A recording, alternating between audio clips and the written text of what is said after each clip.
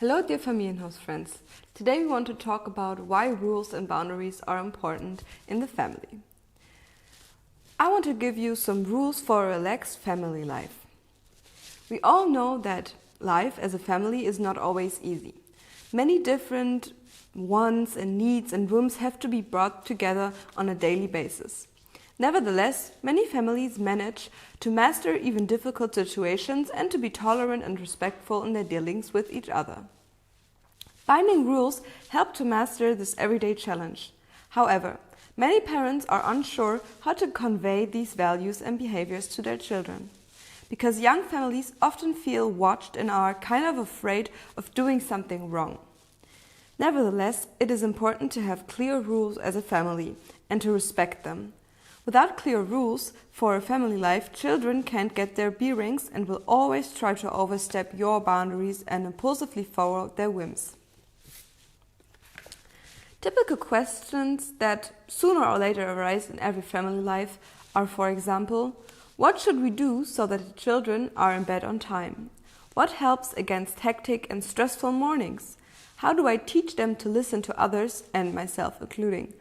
How can I act when the children argue or are hurt? All these questions illustrate situations in family life that can lead to arguments. If parents are unsure or even disagree about how to best respond to their child when the check lacks a guideline to follow, these guidelines can be achieved through rules. That must be binding for all family members. The rule here is that rules are not discussed again every day. Once established, they are a valid point and do not have the chance to be changed, except for the entire family wants to change them. This creates clarity and relief for children and parents and prevents constant discussions from happening. It is also advisable to make it clear that you as a parent are the ones who have to set the rules and boundaries. Otherwise, everyday life will be very chaotic and this will lead to stress for everyone.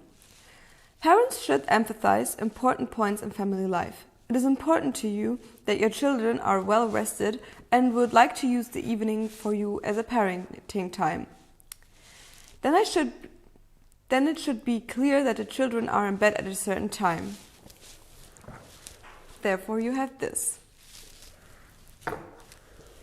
Depending on their age, they can still do something there, but the time together in the living room always ends at a set time. Always in the morning before leaving for school, everything gets hectic. This also affects your workday. Set the rules that school bags are already packed the night before. Only the food is packed in the morning and can be brought to school. If you as a family don't know exactly where all the stress is coming from, it is helpful to write down every day for a week what made you stressed out. You can write it in a little journal. This way, you as a parent can see where rules are needed and who overstepped them in which way and how it made you stressed out. Be careful not to change too much at once. This easily leads to frustration and constant rule breaking because nobody has an overview of what is happening. Both parents and children need to change and internalize routines together. It is also important that you do not simply adapt the rules of other families. Every family is different and needs to see for itself which rules can bring relaxation. Perhaps you can also hold a family conference. All family members sit together and think about what they would like to see in order to live together in a friendly way. Ideas for rules can be collected and worked out together.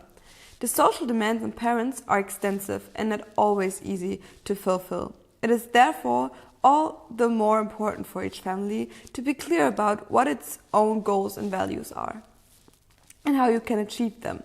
It is important to remember that the rules that apply in the family also affect the outworld. Let's take the following as an example. You would like your children to be open and friendly to other people. In the family, this means being nice to every family member and listening to them. Outside the family, it means that your children act this way towards other people they don't know yet. This promotes their social skills and helps them to get along well in groups, for example in kindergarten, at school, or later in work life. But what do you need to learn and implement as a family to practice friendly and open interactions? A first rule could be letting the other person finish and active listening to what they're saying. We don't fall for other person's word and listen because we are interested in what he or she has to say. This has severely advantage for everyone, because when we let others finish their sentence and listen to them actively, we understand other people better and understand ourselves better. Let's imagine the following. You have to promise your children to visit the zoo together on the weekend. But on the appointment day, you have a headache and don't feel up to spending the outside day. Your children will certainly find this awful. But if they actively listen and let you talk it out, they will understand much better why the outgoing to the zoo cannot be taken place. It is sad, but health is more important, and if they listen, they will understand this. This is a good basis for finding a new date for the zoo visit. For example, you can talk to them and be like, today is not a great day for this, but I promise the next day we will do it. And if you keep your promise, they will not be upset the next time this maybe happens. In this way, your children feel taken seriously and realize that you also have their needs in mind and that they are important to you. Especially at the beginning, it is quite normal that here and there are still a few talks in between. A nice idea to learn this bit by bit is to use a talking stick or stone, like these ones. The person whose turn it is to talk in the family holds this object in his hand. Everyone else who is not holding the object is listening and not talking. When everything is said, the object is moved to the next person. This is a fun way for children to learn to listen, and for you as a parent to experience this rule more consciously and be a good role model for your children. This is just an example. You should find out together as a family why and which rules might be important for you. Think about what goals you would like to achieve and how you can implement them in the family. Set limits, give reasons for them. Make it clear that the rules are binding for everyone. If rules are broken, it is important to react properly. Talk together about what you don't like about their behavior and look for alternative solutions. Look your children in the eyes and remain calm and level-headed. Don't scream.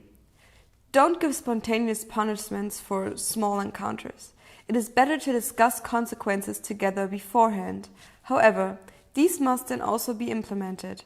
For example, if your children are always much too late from the playground that they visit alone, it would be logical to agree with them that they will be taken there and picked up. It is also important to explain to them why the rule of being on time has such a great value for you. As a parent, you worry when your child comes home late. It's also because if you're late, you might miss something. Even in kindergarten, there are fixed times, for example, the meals together. Also, classes at school always start at the same time. If your children are late, they may miss breakfasts, or even assignments. Give your children time to understand these connections and also praise them when they notice them. This will motivate them to stick to certain rules in the future. Tell us what rules are important to you and how you implement them into everyday life. So I wish you a great week and I hope you're staying safe. Goodbye.